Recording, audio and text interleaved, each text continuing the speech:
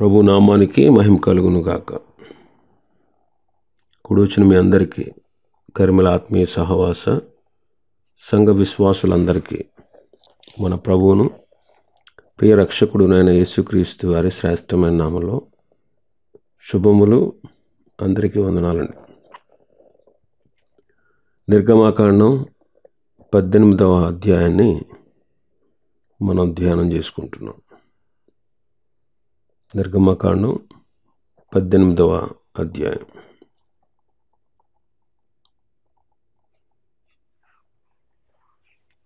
పదమూడవ వచనం నుంచి 23వ వచనం వరకు చదువుతాను. 13వ వచనం నుంచి 23 వరకు. మరునాడు మోషే ప్రజలకు న్యాయం తీర్చుటకు కూర్చుండగా ఉదయము మొదలుకొని సాయంకాలం వరకు ప్రజలు మోషే వద్ద నిలిచియుండిరి. మోషే ప్రజలకు చేసినదంతయు అతని మామ చూచి, నీవు ఈ ప్రజలకు చేయుచున్న ఈ పని ఏమిటి? ఉదయం మొదలుకొని సాయంకాలం వరకు నీవు మాత్రం కూర్చుండగా ప్రజలందరూ నీ వద్ద నిలిచి ఉండనేలా అని అడుగగా, మోషే, దేవుని తీర్పు తెలుసుకొనుటకు ప్రజలు నా యొద్దకు వచ్చెదరు. వారికి వ్యాజ్యము ఏదైనాను కలిగిన ఎడల నా యొద్దకు వచ్చెదరు. నేను వారి విషయం న్యాయము తీర్చి దేవుని కట్టడలను ఆయన ధర్మశాస్త్ర విధులను వారికి తెలుపుచున్నానని తన మామతో చెప్పాను. అందుకు మోషే మామ అతనితో, నీవు చేయుచున్న పని మంచిది కాదు. నీవును నీతో కూడానున్న ఈ ప్రజలను నిశ్చయముగా నలిగిపోదురు. ఈ పని నీకు మిక్కిలి భారము, అది నీవు ఒక్కడవే చేయజాలవు. కాబట్టి నా మాట వినుము. నేను నీకు ఒక ఆలోచన చెప్పెదను. దేవుడు నీకు తోడయుండును. ప్రజల పక్షమున నీవు దేవుని సముఖమందు ఉండి వారి వ్యాజ్యములను దేవుని వద్దకు తేవలను. నీవు వారికి ఆయన కట్టడలను ధర్మశాస్త్ర విధులను బోధించి వారు నడవవలసిన త్రోవను వారు చేయవలసిన కార్యములను వారికి తెలుపవలను.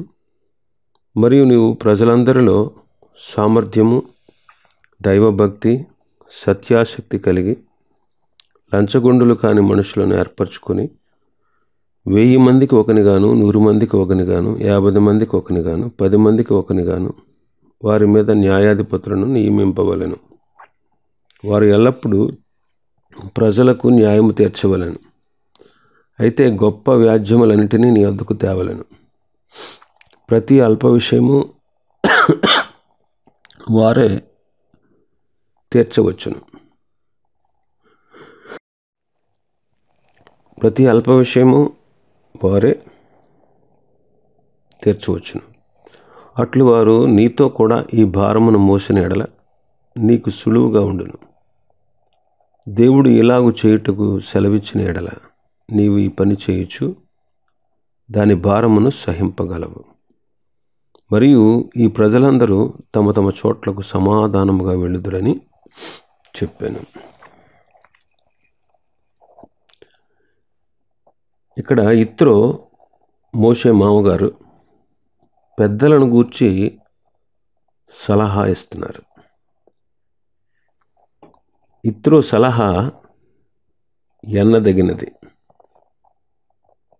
ఇత్రో సలహా ఎన్నదగినది. ఆనాటి నుండి ఈనాటి వరకు రాజకీయమైన, మతపరమైన, సాంఘికపరమైన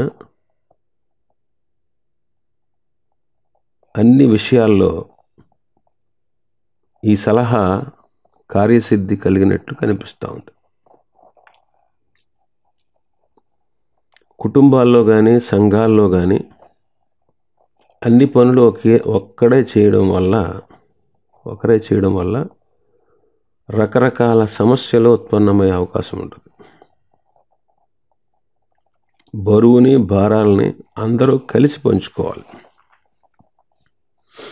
అది ఉత్తమమైనటువంటి మార్గం.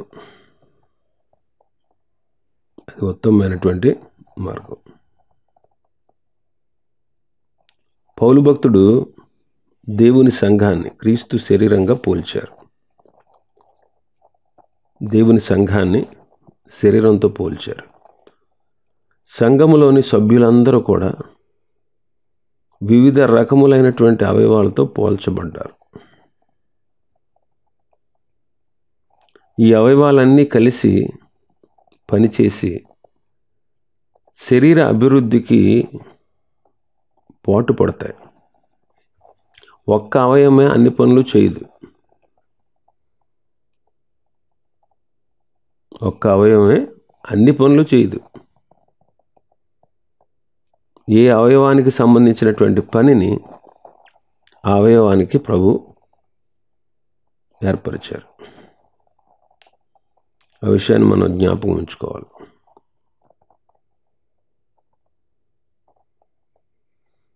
నూరుగురు పని ఒక్కళ్ళు చేయడం అది మంచిది కాదు. డిఎల్ మూడీ గారు ఏమన్నారంటే,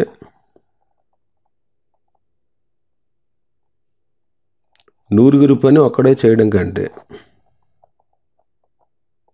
ఒక్కడి పని 100 మంది చేయడం ఎన్నో రెట్లు మంచిదని చెప్పారు.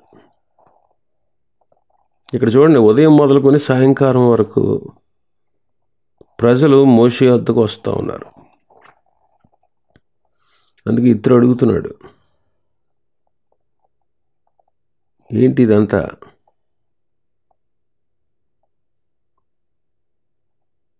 మోషే అంటాడు, దేవుని తీర్పు తెలుసుకోవడానికి వాళ్ళు నా దగ్గరికి వస్తున్నారు. వాళ్ళకి ఏదైనా వ్యాజ్యం కలిగితే నా దగ్గరికి వస్తున్నారు. నేను వాళ్ళకి దేవుని కట్టడలను, ఆయన ధర్మ విధులను వారికి తెలియజేస్తున్నాను అని తన మామగారితో చెప్తాడు. అప్పుడు ఇతరు మంచి సలహా ఇస్తున్నాడు. నీ ఒక్కడవై పని చేయడం మంచిది కాదు. ఇది మిక్కిలి భారం. 17-18 వచనాల్లో, నీవు చేయుచున్న పని మంచిది కాదు. నీవు నీతో కూడా నీ ప్రజలు నిశ్చయంగా నలిగిపోతున్నారు.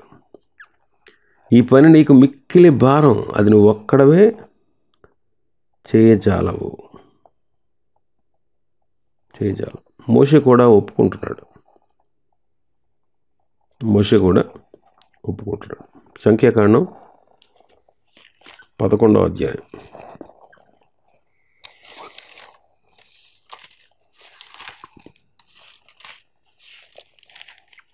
సంఖ్యాకాండం 11వ అధ్యాయం 14-15 వచనాలు. ఈ సమస్త ప్రజలను ఒంటిగా మోయ నా వలన కాదు, అది నేను భరించలేని భారము. మోషే అంటున్నాడు, మోషే బాధపడుతున్నాడు.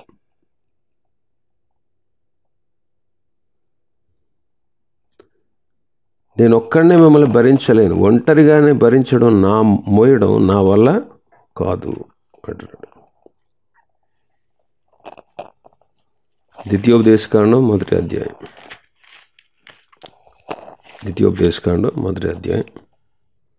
9 నుంచి. అప్పుడు నేను ఒంటరిగా మిమ్మును భరింపలేను, మీ దేవుడైన యెహోవా మిమ్మును విస్తరింపచేసిన కనుక నేడు మీరు ఆకాశ నక్షత్రములలే విస్తరించి ఉన్నారు. మీ పితరుల దేవుడైన యెహోవా మీ జనసంఖ్యను 1000 రెట్లు ఎక్కువ చేసి తాను మీతో చెప్పినట్లు మిమ్మును ఆశీర్వదించునుగాక. నేనొక్కడనే మీ కష్టమును, మీ భారమును, మీ వివాదమును ఎట్లు భరింపగలను? జ్ఞాన వివేకములు కలిగి మీ గోత్రములలో ప్రసిద్ధి చెందిన మనుషులను ఏర్పరచుకొనుడి, వారిని మీ మీద నియమించదనని మీతో చెప్పగా మీరు నీవు చెప్పిన మాట చొప్పున చేయటం మంచిదని నాకు ఉత్తరం ఇచ్చిరి. కాబట్టి బుద్ధి కలిగి ప్రసిద్ధులై మీ గోత్రంలోని ముఖ్యులను పిలిపించుకొని మీ గోత్రములకు న్యాయాధిపతులుగా ఉండుటకై 1000 మందికి ఒకడును, 100 మందికి ఒకడును, 50 మందికి ఒకడును, 10 మందికి ఒకడును వారిని మీ మీద నేను నియమించితిని. అప్పుడు నేను మీ న్యాయాధిపతులతో మీ సహోదరుల వాద్యములను తీర్చి ప్రతి మనుషునికి వాని సహోదరునికి వాని వద్దనున్న పరదేశునికి న్యాయమును బట్టి మీరు తీర్పు తీర్చవలను. తీర్పు తీర్చినప్పుడు అల్పుల సంగతి కానీ గనుల సంగతి కానీ పక్షపాతం లేకుండా వినవలను. న్యాయపు తీర్పు దేవునిదే. కాబట్టి మీరు మనుషుని ముఖమును చూచి భయపడవద్దు. మీకు అసాధ్యమైన కఠిన వ్యాజ్యమును నా యొద్దకు తీసుకుని రావాలను. నేను దాన్ని విచారించదనని వారికి ఆజ్ఞాపించుతిని. కాబట్టి ఇక్కడ మోషే ఒప్పుకుంటున్నాడు, నేను ఒక్కడినే మిమ్మల్ని భరించడం నా వల్ల కాదు. 19వ వచనం, మన భాగంలో 19వ వచనం. కాబట్టి నా మాట వినుము, నేను నీకు ఒక ఆలోచన చెప్పేదను.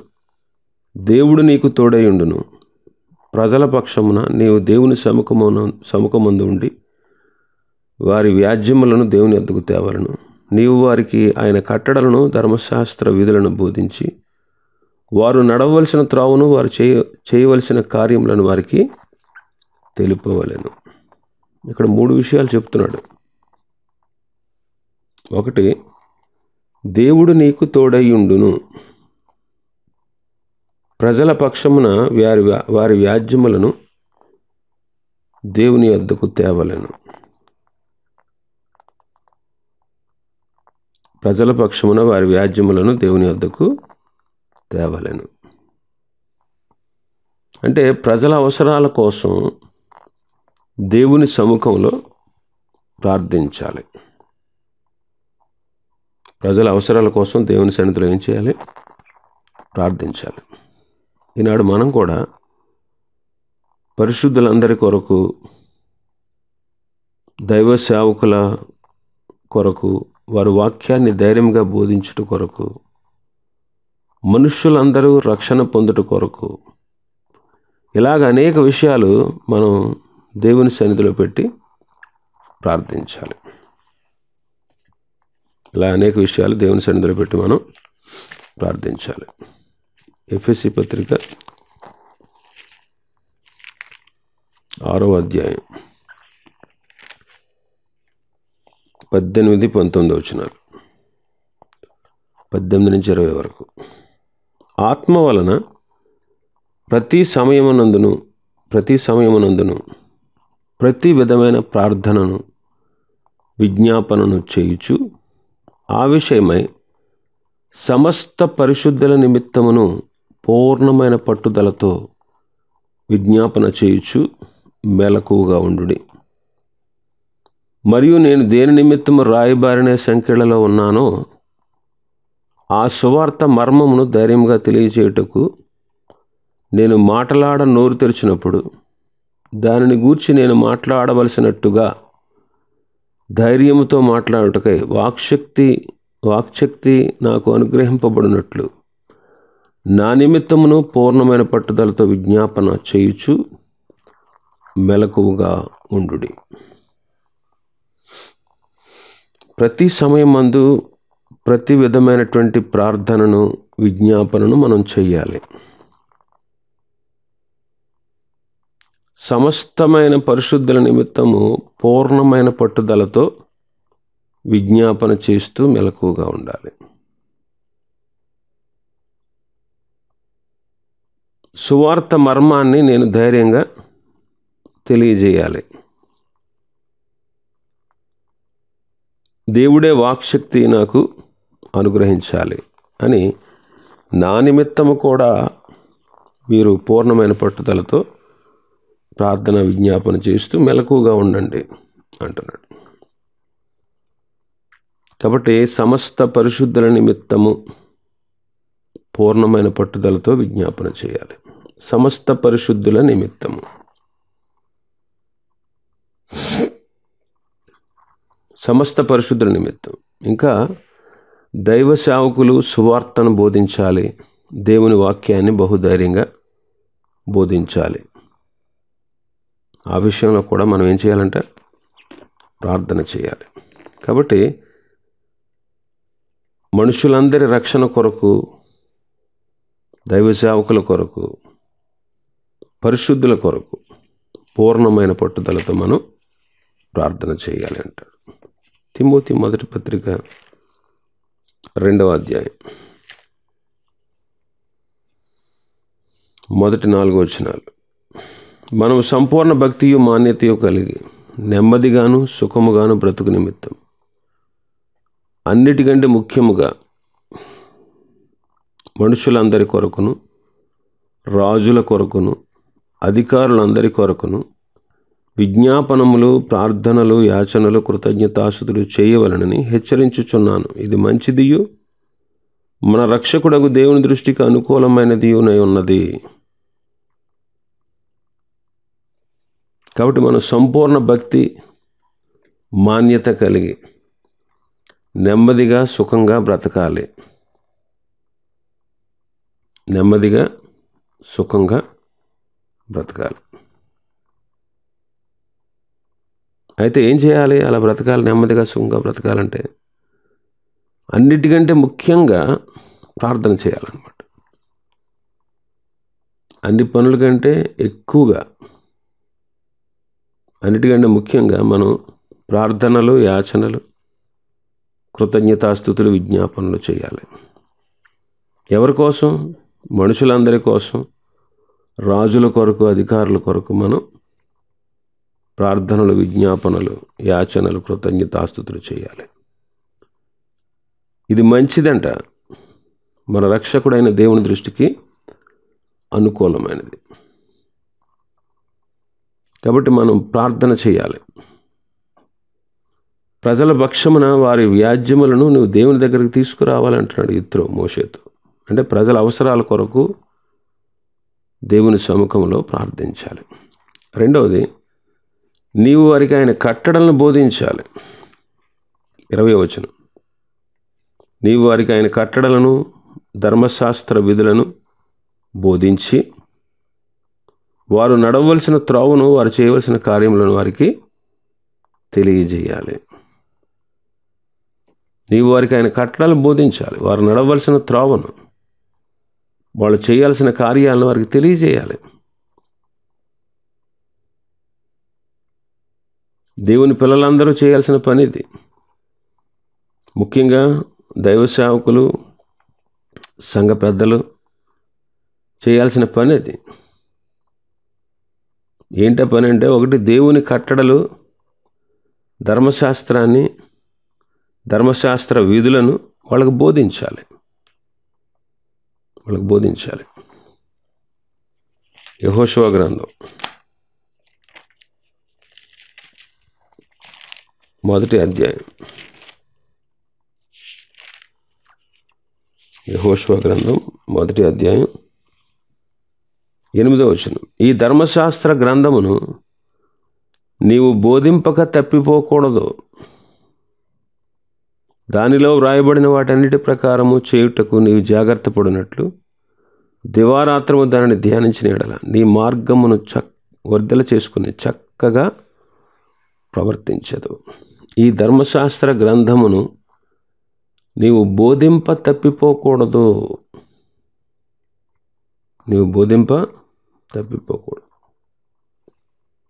ఎజ్రా గ్రంథం 7వ అధ్యాయం. ఎజ్రా గ్రంథం 7వ అధ్యాయం 10వ వచనం, ఎజ్రా యెహోవా ధర్మశాస్త్రమును పరిశోధించి దాని చొప్పున నడుచుకొనుటకును ఇశ్రాయేలీలకు దాని కట్టడలను, విధులను నేర్పుటకును దృఢ నిశ్చయము చేసుకొనెను. ఎజ్రా అంట యెహోవా ధర్మశాస్త్రాన్ని పరిశోధించి దాని ప్రకారం నడుచుకోవడానికి, ఇశ్రాయేలీలకు దాని కట్టడలను, విధులను నేర్పించడానికి దృఢ నిశ్చయం చేసుకున్నాడంట ఎజ్రా. అతడేమో ధర్మశాస్త్రాన్ని పరిశోధించి దాని చొప్పున నడుచుకోవడానికి తాను నడుచుకునేవాడు, ఇశ్రాయేలీలకు కూడా దాని కట్టడలను, విధులను వాళ్ళు ధర్మశాస్త్రాన్ని అనుసరించి నడుచుకోవడానికి వాళ్ళకి నేర్పిస్తున్నాడంట. అలా నేర్పించడానికి దృఢ నిశ్చయం చేసుకున్నాడంట. కాబట్టి దేవుని సేవకులు, దేవుని ప్రజలు, పెద్దలు దేవుని కట్టడలను, ధర్మశాస్త్రాన్ని బోధించాలి.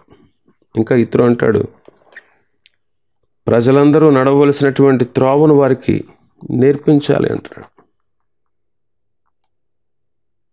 నడవలసిన ప్రవర్తన గురించి చెప్పాలి.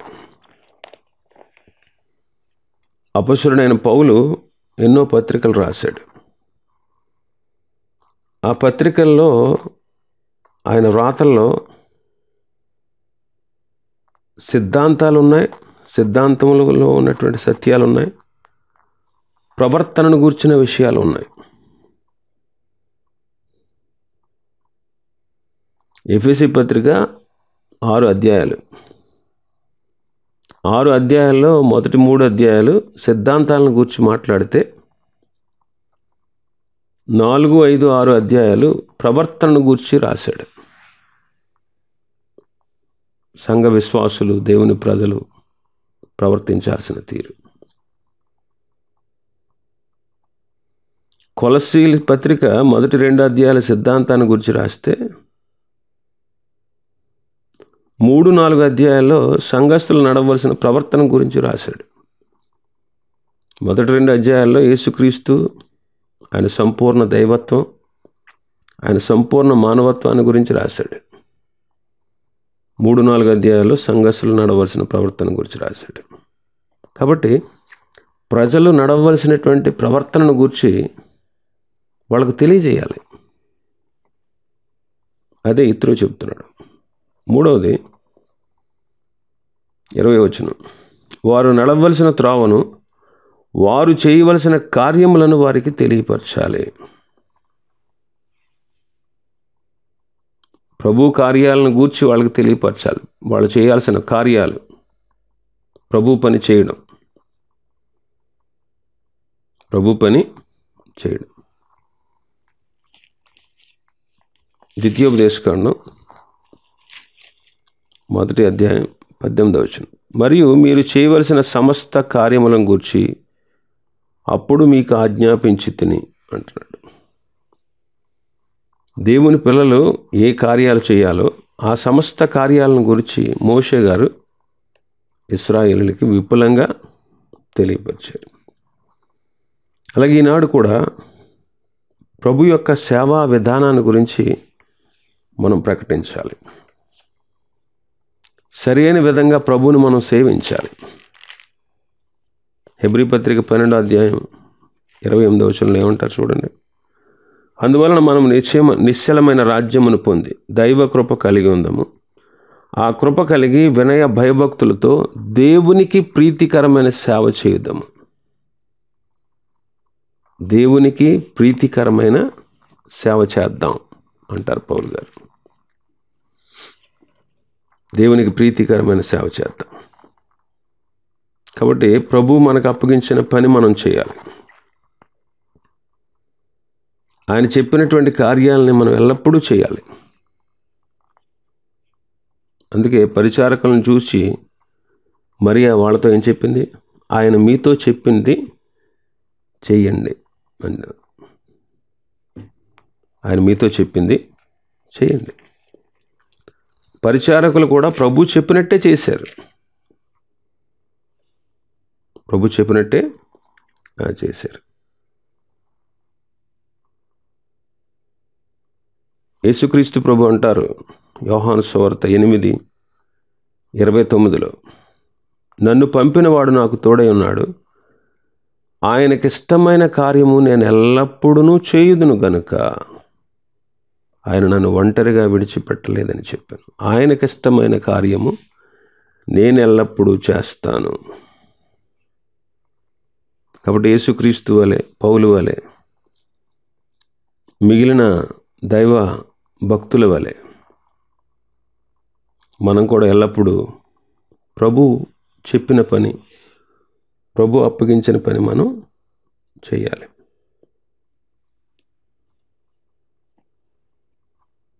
ప్రభు అప్పగించిన పని చేయాలి. కొలస్సీ పత్రిక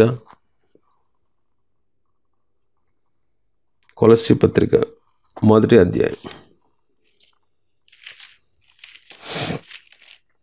కొలస్సీ పత్రిక 1వ అధ్యాయం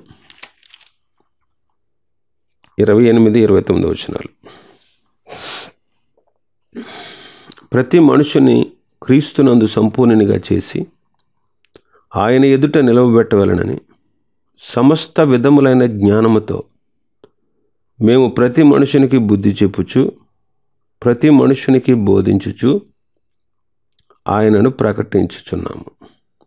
అందునిమిత్తము నాలో బలముగా కార్యసిద్ధి కలుగచేయు ఆయన క్రియాశక్తిని బట్టి నేను పోరాడుచు ప్రయాసపడుచున్నాను. పౌలు గారు అంటారు, ప్రతి మనుష్యుణ్ణి క్రీస్తునందు సంపూర్ణునిగా చేయాలి,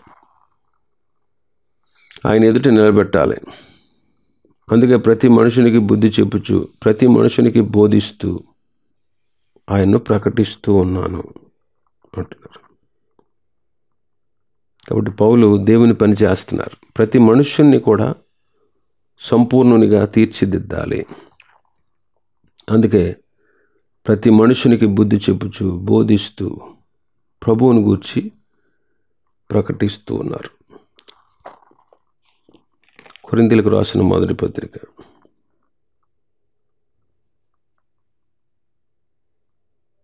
15వ అధ్యాయం 10వ వచనం. అయినను నేనేమై ఉన్నానో అది దేవుని కృప వలన అయి ఉన్నాను, మరియు నాకు అనుగ్రహింపబడిన ఆయన కృప నిష్ఫలం కాలేదు. కానీ వారందరికంటే నేను ఎక్కువగా ప్రయాసపడింది నేను కాదు, నాకు తోడై ఉన్న దేవుని కృపయే. కాబట్టి పౌలు గారు సంఘాల కోసం, సంఘ విశ్వాసుల కోసం ప్రయాసపడ్డాడు.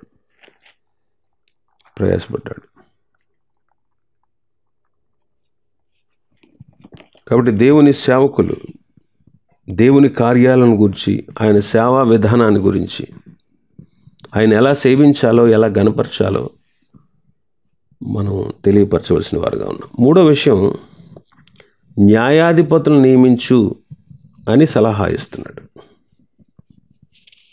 న్యాయాధిపతులను నియమించు.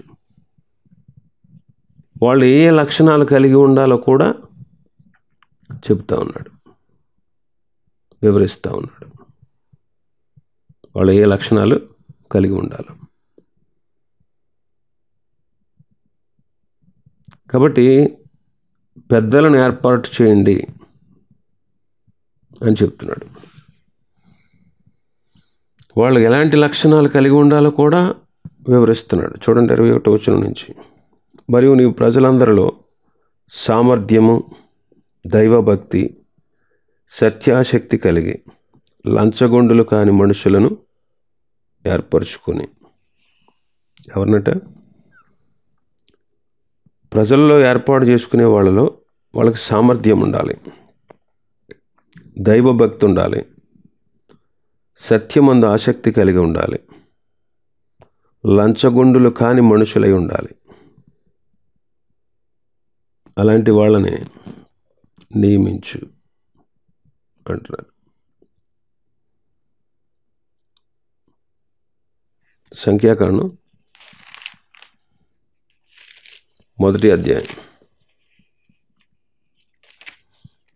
సంఖ్యాకాండం 1వ అధ్యాయం 4వ వచనం. మరియు ప్రతి గోత్రములో ఒకడు, అనగా తన పితరుల కుటుంబంలో ముఖ్యుడు మీతో కూడా ఉండవలెను. తమ పితరుల కుటుంబంలో ముఖ్యుడు అంటున్నాడు. ఇంకా మనం చూస్తే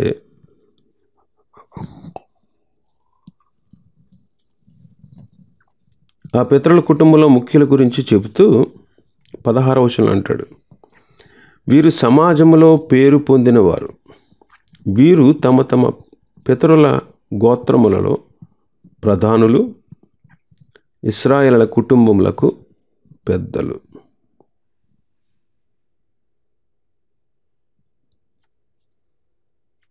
కాబట్టి వీళ్ళందరూ కూడా కుటుంబంలో పెద్దలంట. పితరుల గోత్రంలో ప్రధానులు, సమాజంలో పేరు పొందినవారు. ఇలాంటి వాళ్ళని నియమించారు. ఇంకా ద్వితీయోపదేశకాండం 1వ అధ్యాయంలో 13వ వచనం నుంచి, జ్ఞాన వివేకములు కలిగి మీ గోత్రములలో ప్రసిద్ధి చెందిన మనుషులను ఏర్పరచుకున్నాడు. జ్ఞాన వివేకాలు కలిగి ఉండాలి. గోత్రములలో వాళ్ళు ప్రసిద్ధి చెంది ఉండాలి. అలాంటి వాళ్ళని పెద్దలుగా నియమించారు. ఈ వచనాలన్నిటిలో పెద్దల యొక్క లక్షణాలు కనబడతా ఉన్నాయి. పెద్దల యొక్క లక్షణాలు కనబడతా ఉన్నాయి. ఒకటి, సామర్థ్యము కలిగిన వారై ఉండాలి. నిర్గమాకాండం 18వ అధ్యాయం 21వ వచనంలో ఉంది. సామర్థ్యము గలవారుగా ఉండాలి మొదటి లక్షణం. పెద్దలు ఏదైనా ఒక సమస్యను పరిష్కరించాలి అంటే, 10 మంది చేత ఒక గొప్ప కార్యాన్ని చేయించాలి అంటే, ఏదైనా ఒక సమస్యను ఎదుర్కోవాలి అంటే వాళ్ళకి సామర్థ్యం ఉండాలి. వారికి ఏముండాలి? సామర్థ్యం ఉండాలి. అసమర్థులు పనికిరారు. సామర్థ్యం గలవాళ్లే పనికొస్తారు. సామర్థ్యం కలవారిని పెద్దలుగా ఉపయోగించాలి అంటున్నాడు. సామర్థ్యం గలవారే పెద్దలుగా ఉపయోగపడతారు. మోషే ప్రార్థన చేసినప్పుడు కూడా మోషే యొక్క స్థానానికి వచ్చే నాయకుడు సమర్థుడై ఉండాలని ప్రార్థించాడు. సంఖ్యాకాండం 27వ అధ్యాయం 15వ వచనం నుంచి. అప్పుడు మోషే యెహోవాతో ఇట్లనెను, యెహోవా, సమస్త మానవుల ఆత్మలకు దేవా, యెహోవా సమాజము కాపరి లేని గొర్రెల వలె ఉండకుండానట్లు ఈ సమాజము మీద ఒకరిని నియమించుము.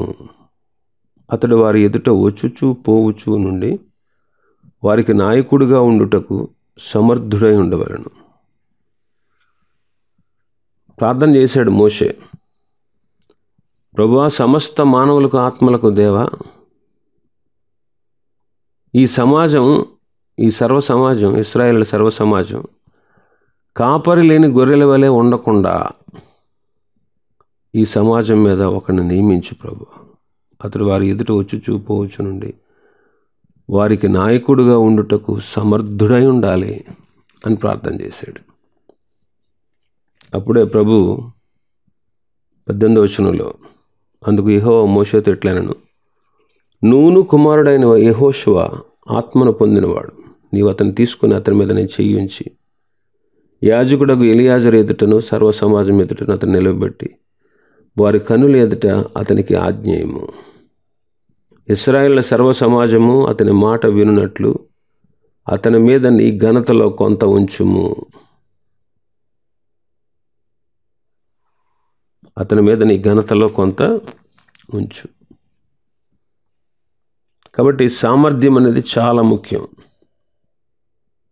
కొంతమంది చాలా మాన్యులుగా, నెమ్మదస్తులుగా, పవిత్రులుగా ఉంటారు, కానీ తగిన సామర్థ్యాన్ని కలిగిన వారుగా ఉండలేరు. అలాంటి వాళ్ళు దైవ కార్యాలు చక్కగా జరిగించలేరు. అందుకే 25వ వచనం, మన భాగంలో 25వ వచనంలో, ఇశ్రాయేలీలందరిలో సామర్థ్యము గల మనుష్యులను ఏర్పరచుకొని 1000 మందికి ఒకని గాను, 100 మందికి ఒకని గాను, 50 మందికి ఒకని గాను, 10 మందికి ఒకని గాను న్యాయాధిపతులను ఏర్పాటు చేసి వారిని ప్రజల మీద, ప్రధానుల మీద నియమించాను. సామర్థ్యము గల మనుష్యులను ఏర్పరచుకొని అంటున్నాడు. సామర్థ్యం గల మనుషులను ఏర్పరచుకొని.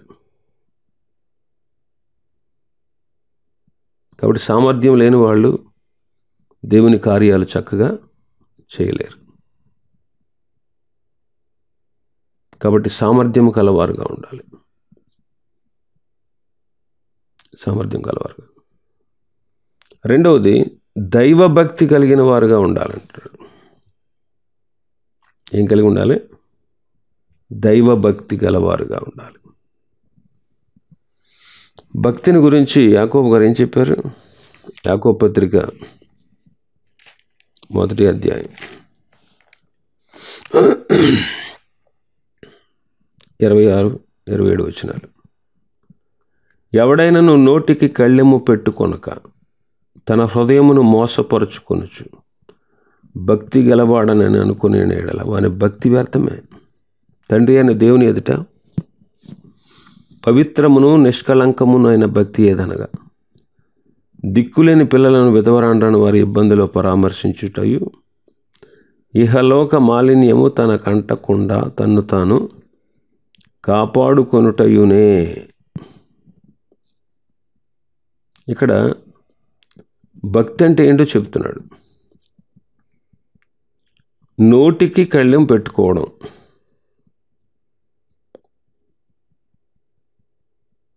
తన హృదయాన్ని మోసపోకుండా చూసుకోవడం,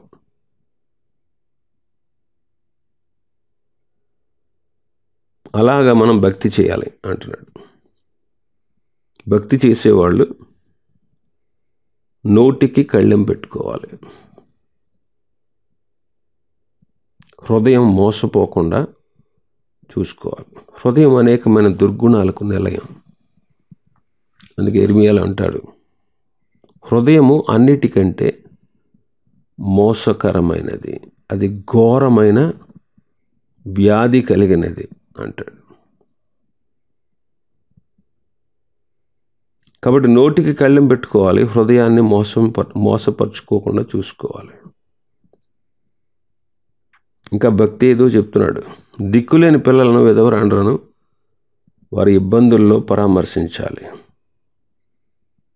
ఇహలోక మాలిన్యం అంటించుకోకుండా వాళ్ళని మనం కాపాడుకోవాలి. అదే భక్తి అంటున్నాడు. భక్తి కాబట్టి భక్తి గలవారుగా, దైవభక్తి గలవారుగా ఉండాలి. అటివారు పెద్దలుగా ఉండొచ్చు, ఇబ్బందుల్లో బాధల్లో ఉన్నవారి ఎడల దయార్థపరులై ఉండాలి, పరామర్శించేవారుగా ఉండాలి. ఇంకా భక్తి గురించి చెబుతూ పౌలు గారు అంటాడు తిమోతి మొదటి పత్రికలో 6:6 సంతుష్టి సహితమైన దైవభక్తి గొప్ప లాభ సాధనం అంటాడు. సంతుష్టి సహితమైన దైవభక్తి, తృప్తి కలిగినటువంటి జీవితం,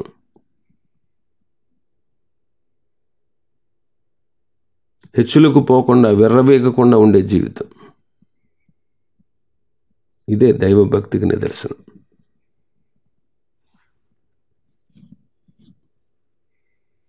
యాభైవ కీర్తన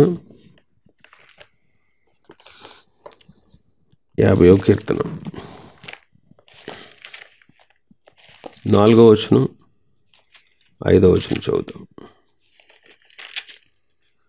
4:5 ఆయన తన ప్రజలకు న్యాయం తీర్చుటకై బల్యర్పణ చేత నాతో నిబంధన చేసుకున్న నా భక్తులను నా యొద్దకు సమకూర్చుడని మీది ఆకాశమును భూమిని పిలుచుచున్నాడు. తన ప్రజలకు న్యాయము తీర్చడానికి బల్యర్పణ చేత నాతో నిబంధన చేసుకున్న నా భక్తులను నా యొద్దకు సమకూర్చండి. ఆయన తన ప్రజలకు న్యాయం తీర్చడానికి బల్యర్పణతో నాతో నిబంధన చేసుకున్న నా భక్తులను నా యొద్దకు సమకూర్చండి అని ఆహ్వానిస్తున్నాడు. అవును, భక్తి గలవారే న్యాయం తీర్చడానికి సమర్థులు. ఈ దినాల్లో కూడా దైవభక్తి కలిగిన వారే సంఘంలో పెద్దలుగా ఉండడానికి తగినవారు. భక్తి అనేది చాలా ప్రాముఖ్యమైనది. తిమోతి 2వ పత్రిక 3వ అధ్యాయం. తిమోతి 2వ పత్రిక 3వ అధ్యాయం 12వ వచనం. క్రీస్తు యేసునందు సద్భక్తితో బ్రతుకను ఉద్దేశించు వారందరూ హింస పొందుతారు. సద్భక్తితో బ్రతకాలనే వాళ్ళు హింస పొందుతారంట. తీతు పత్రిక 2వ అధ్యాయం 12వ వచనం. మనం భక్తిహీనతను, ఇహలోక సంబంధమైన దురాశలను విసర్జించి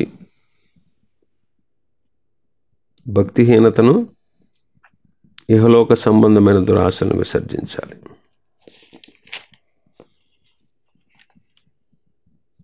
అందుకే మొదటి పత్రిక 2వ అధ్యాయం 1 నుంచి రాశాడు కదా, మనం సంపూర్ణ భక్తి మాన్యత కలిగి నెమ్మదిగా సుఖంగా బ్రతకాలంటే